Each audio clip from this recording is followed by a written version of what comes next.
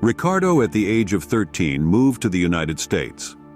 At 16, the legal driving age in that country, while taking his sister to school, he was involved in a car accident. This accident resulted in a near-death experience, the famous NDE, where it took him a long time to understand exactly what had happened. Meeting his father, who had already passed away some time ago, in a place where people seem to live their lives normally, as we live on Earth. Hello, I'm Richard, and it's a pleasure to welcome you here to the afterlife we live, and I hope you feel at home and absorb the lesson from this story we are about to tell now.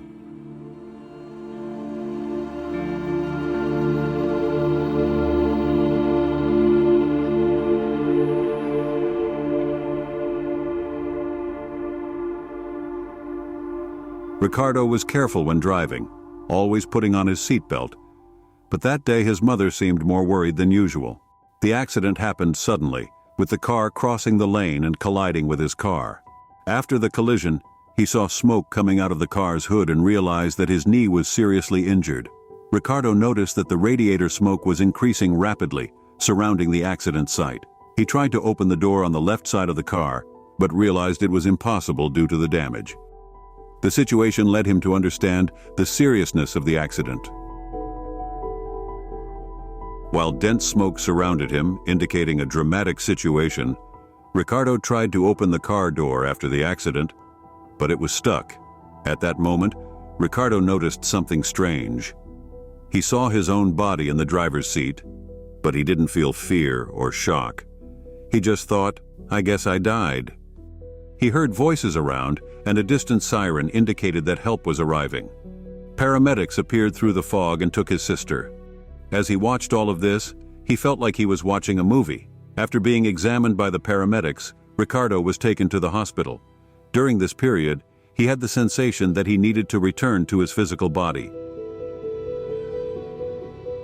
He felt a growing anxiety as the paramedics took him away, fading into the mist until he awoke in the hospital, where doctors stabilized him. After this episode, Ricardo began to experience sleep paralysis frequently, a condition in which he woke up aware, but his body was paralyzed. He heard voices and sounds around him but couldn't move. In these sleep paralysis experiences, Ricardo could hear sounds around him, like the noise of people talking in the kitchen or washing dishes. He described two distinct ways in which sleep paralysis occurred. In one, he woke up already paralyzed but conscious and could only move his eyes, unable to clearly see the shapes around him. In the other form, he felt his body starting to fall asleep, but his mind remained lucid, even though he was conscious. His body slept, and he found himself in an intermediate state without losing consciousness. In this situation, he could choose between forcing himself to breathe to wake up or allowing a more spiritual experience, letting his body relax and let go.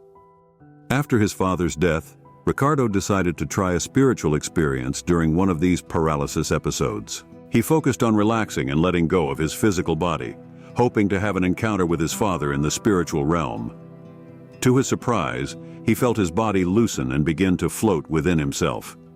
Ricardo was conscious and lucid throughout the entire process, noticing each step as he had read about them before. Once out of his body, he decided to try to find his father in this realm and, after mentally asking to see him, felt a presence on his left side. This presence seemed to draw Ricardo upward, and he began to float upward.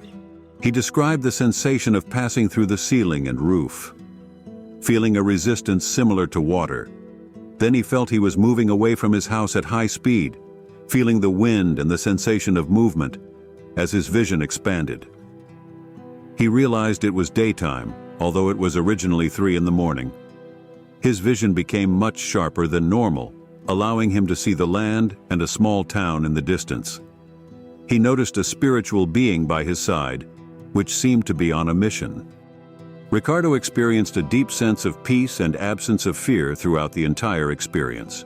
He compared the city he saw to Greek buildings, emphasizing the beauty and uniqueness of the spiritual experience he had. Describing the buildings as similar to ancient Greek constructions, with architectural and design details suggesting a high standard. Moreover, He observed the organized and lush vegetation of the spiritual city. The trees were larger than those found on Earth, with large leaves and a variety of vibrant colors. All of this was observed by Ricardo with extraordinary clarity and the ability to zoom in on distant details. He observed many people in the city, all engaged in activities and interacting with each other. The environment was active and vibrant, with a sense of purpose and movement everywhere. He described the city as incomparable to Earth, suggesting that perhaps it is from another dimension. When he saw his father there, he realized that his father was much younger than when he passed away and had normal lips, unlike when he was alive, where he had a small cleft in his lips, a condition called a cleft lip. However, he was surprised to find that he could not interact directly with his father at that moment. He felt as if he were being guided by a greater force, where he was told that there would be a right time for him to meet. Despite wishing very much to be able to talk to his father at that moment, he was abruptly and intensely pulled back into his physical body. After returning to his physical consciousness, Ricardo was in shock for a while, processing the experience he had just had.